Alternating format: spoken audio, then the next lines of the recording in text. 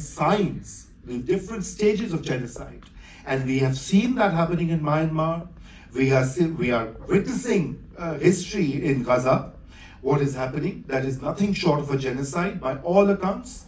And it is part of international law. So and there are many other treaties as well, but I'm highlighting these two because international law does provide a way forward in at least addressing some of the key challenges of Islamophobia in our times. And yet its weak implementation, its subversion by the powerful actors in the global international order is the problem that we have to find out. And of course, as Imam says, it is the Muslims who have to act up.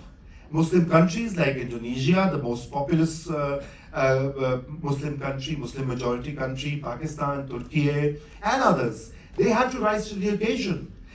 If there is Western media, dominance of an anti-Muslim, anti-Islam narrative, then what stops us? We can't just throw all the weight on Al Jazeera to argue for it. I mean, it has just been banned by Israel. So, I mean, the only democracy, quote unquote, in the Middle East. And they've completely banned it. In fact, yesterday they arrested somebody on the suspicion of a local journalist on the suspicion of working with Al Jazeera. It is the most egregious sort of a charge. So I think what stops Muslim countries from putting together that counter information outflow? I think what stops us from countering the hate propelled by these large social media companies like Google and Meta and Twitter, etc., who allow these right-wing extremist, anti-Muslim, anti-Islam narratives to flourish.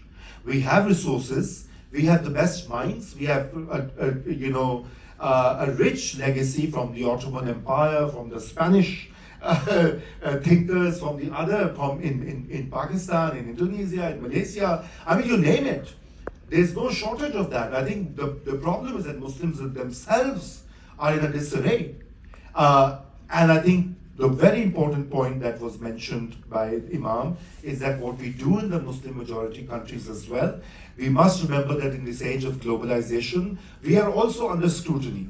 So whatever happens in Jakarta, Islamabad, or Istanbul, or Kuala Lumpur, is also under global scrutiny. So we have to we have to set examples by treating our non-Muslim brothers and sisters in a manner that the world, by which we set an example. I think that's something that is of utmost importance. And of course, we can talk later because at a theoretical level, and one can have a whole day seminar on that, our religion and our religious tradition also gives us the power of ijtihad, using our intellect to interpret today's problems, complex issues, by reasoning, by logical reasoning, using our divine texts and not being bound by the 13th or 14th century interpretations that we think are final. Ijtihad, ijma, it is mentioned in the holy book, it is mentioned in the jurisprudence, it is mentioned in the hadith, I mean, you name it.